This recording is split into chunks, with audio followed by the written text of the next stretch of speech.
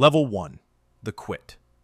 You are 26 years old, and you resign on a Thursday afternoon in an email that takes you 4 drafts and 40 minutes to write. The job was fine. That was the problem. Not bad enough to leave easily, not good enough to stay for. A product manager role at a company that made software for logistics companies. Decent salary, $94,000. Good benefits. A manager who liked you. Work that you were competent at and felt nothing about. You had been working on the idea for 11 months in the hours before work and after it. A tool for small e-commerce businesses to automate their customer support workflows. You had spoken to 47 potential customers. 31 of them said they would pay for it. You had built a rough version over 6 weekends. 3 of those 31 had agreed to a free trial. On Thursday morning, one of the 3 sent you a message. They had been using the trial for 2 weeks. They said, "When can I start paying for this?" You sent the resignation email at 2:14 p.m. You called your co-founder, a friend from university named Priya, who had been building the technical infrastructure on evenings and weekends for 7 months while keeping her own job. She said, "Are you sure?" You said, "One of them just asked to pay us." She said, "Okay." She resigned the following Monday. You have $28,000 in savings. Priya has $19,000. You have given yourselves 12 months. Level 2. The build. You are still 26. It is now 6 weeks after the resignation, and the 12 months already feel shorter than they did on Thursday afternoon.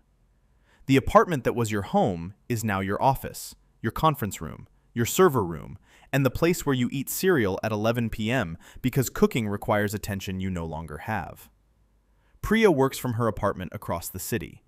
You stay on a video call most of the day, muted when heads down, unmuted when something needs discussion. The call has been running continuously for 38 days. You have 4 paying customers. Monthly recurring revenue, $780.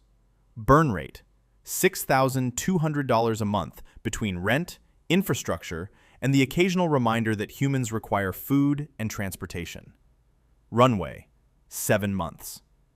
Your original 12 have become 7 before you have shipped a single major feature. You build fast. Priya builds faster. You release a new version every 10 days. Each version goes to your 4 customers with a personal email explaining what changed and why. 3 reply. 1 has become something close to a product advisor, spending 40 minutes with you every 2 weeks explaining what is wrong and what they need. You have built 3 of his last 6 suggestions. He has referred 2 other businesses. You now have 6 customers. The investors are a category of problem you had not fully anticipated. You understood that raising money would require pitches. You had not understood that pitching requires a specific psychological constitution, the ability to be told no repeatedly, sometimes condescendingly, and to enter the next meeting with the same energy as the first. You pitch 14 investors in 2 months. 11 pass immediately. 2 say they want to follow progress. 1 asks for a follow-up, reschedules 4 times, then goes quiet.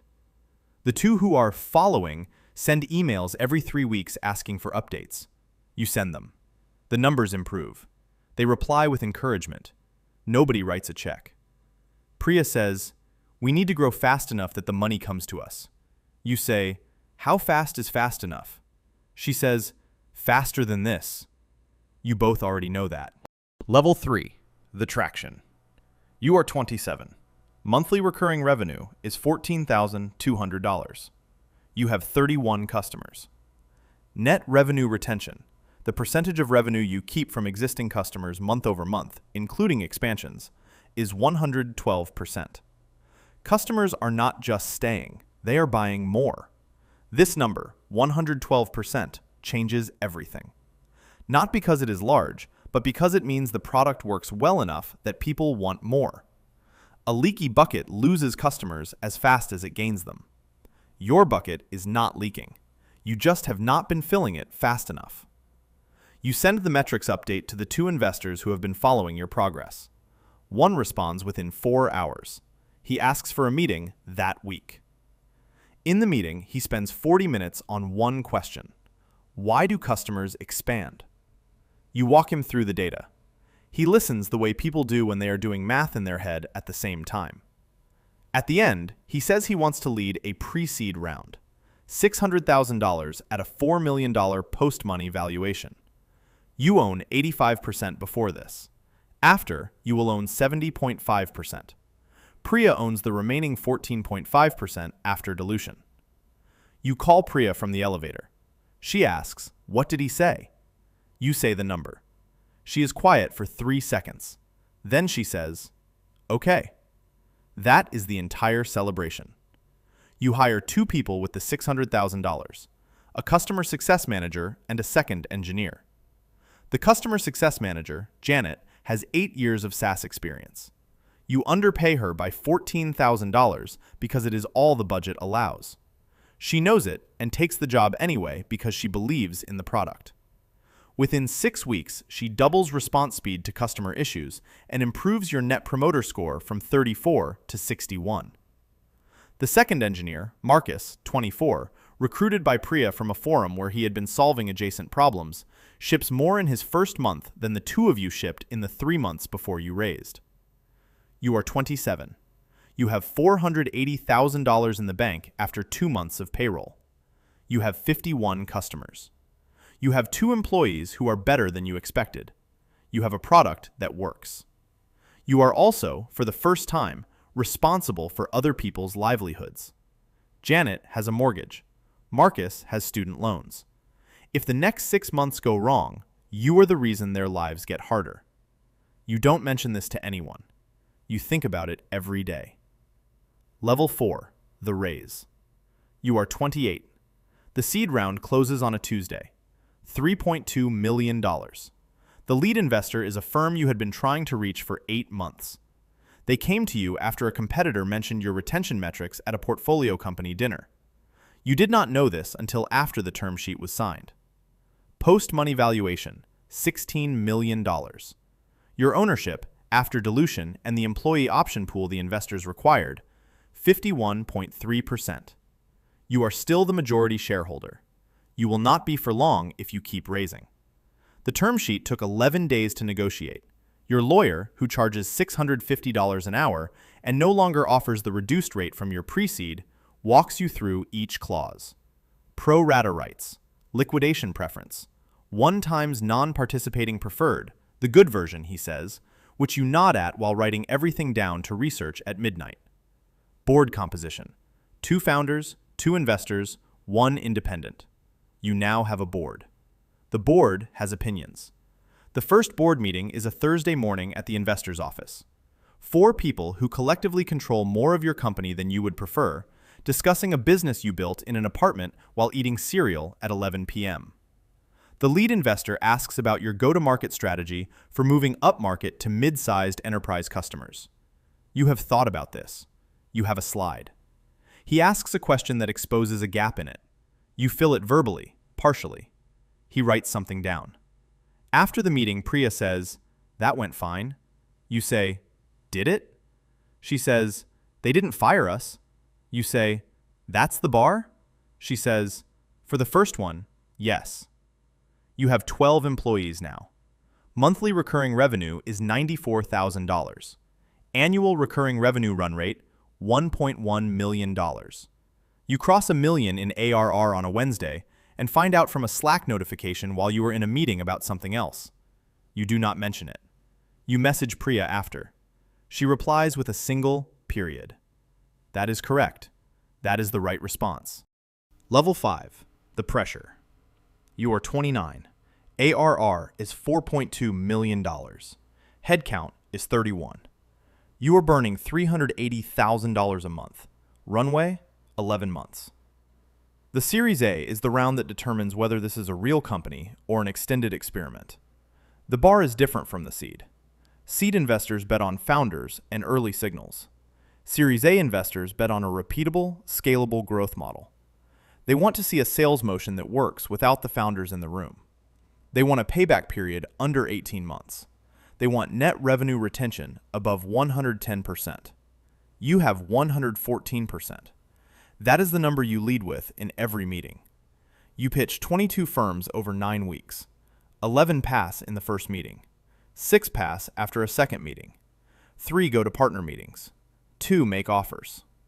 The 2 offers are $12 million and $14 million at different valuations with different terms. The $14 million offer has a 2 times participating liquidation preference, which your lawyer explains means that in a downside exit scenario, the investors get paid twice before you see anything. The $12 million offer has a 1 times non-participating preference. You take the $12 million. Your lead investor from the seed round asks if you are sure. You say yes. He says, good. That is how you know it was the right call. Post-money valuation, $52 million. Your ownership, 34.7%. The company you built in an apartment is worth, on paper, $52 million. Your stake is worth, on paper, $18 million. You cannot spend paper. You cannot sell your shares without the board's approval and a willing buyer. The number exists in a spreadsheet.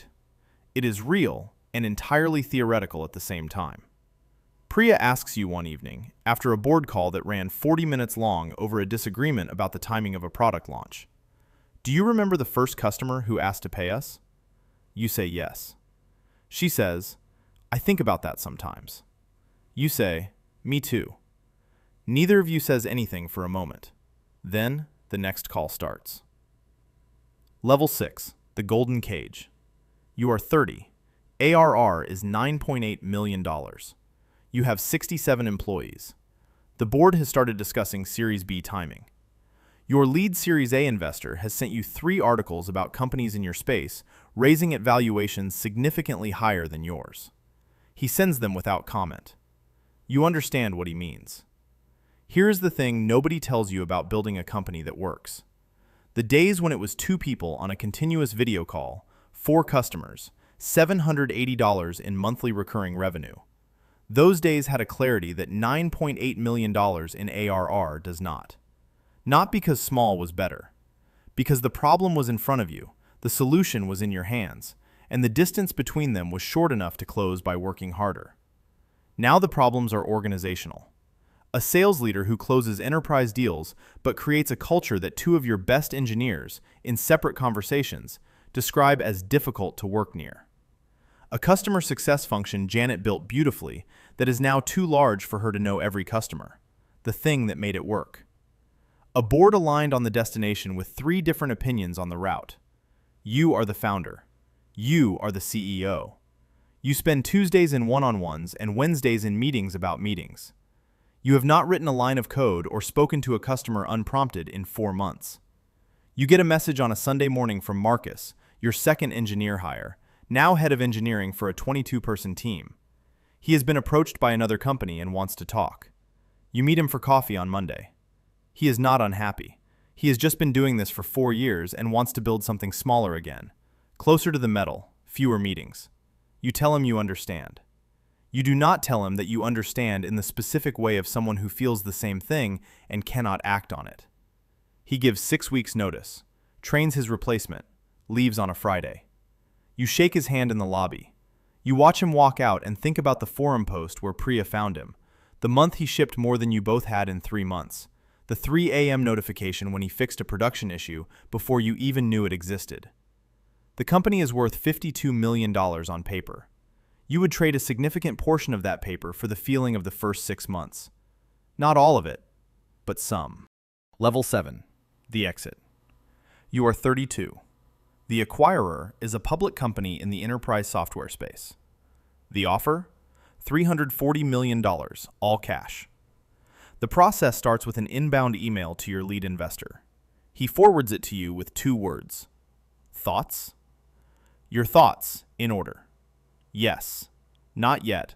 What does Priya think? What happens to the 67 people? What does the cap table look like at this number? Yes. The cap table at $340 million. Your 28.4% stake after 3 rounds of dilution is worth $96.5 million before taxes, escrow holdbacks, and transaction costs. Priya's stake, $61.2 million. Early employees, $31 million across 14 people. Marcus, who left 2 years ago and kept his vested options, receives $4.1 million for joining when you had 31 customers and were paying him $14,000 below market. The due diligence takes 11 weeks. A team of 23 reviews 6 years of contracts, financials, customer data, code, employment agreements, and every investor term you have ever signed. You answer questions for 11 weeks. Some are about decisions you made in year 1 that you would make differently now. You answer them accurately. The deal closes on a Thursday. Not a dramatic Thursday. No ceremony. The money moves electronically. Your lawyer sends a confirmation email at 4:17 p.m. You and Priya are on a video call when it arrives. You both read it. She says, "We did it." You say, "We did." She says, "What do you feel?" You think for a moment. You say, "I don't know yet." She says, "Me neither." "That seems right," you say. "That seems exactly right," she says. Level 8, the morning after. You are 32 years old and you have $96.5 million before taxes. The taxes are federal capital gains, state income tax, the Medicare surtax on net investment income, and several other items your new wealth manager, Robert, who charges 0.75% annually, explains across 2 meetings that together last 4 hours. After everything, after structuring the proceeds across index funds, municipal bonds, a small allocation to private credit, and a donor-advised fund, after all of it, your liquid net worth is $71.3 million. You move into an apartment that costs $14,000 a month. You buy it 6 months later for $3.8 million. You travel somewhere you have been meaning to go for 4 years. You sleep in a way you have not slept since before the resignation email. And then one morning, about 11 weeks after the close, you wake up and the continuous video call is gone. The Slack notifications are gone. The board meetings are gone. Janet sends a message on LinkedIn saying she has landed somewhere good. Marcus sends a short email with no subject line. Heard it closed. Congrats. Earned. You sit in a kitchen nicer than the one where you ate cereal at 11 p.m. and try to identify what you feel. It is not unhappiness. It is not emptiness. It is the disorientation of someone who organized their entire nervous system around a problem for 6 years and no longer has that problem. You open your laptop. You start a new document. At the top, you write 2 words.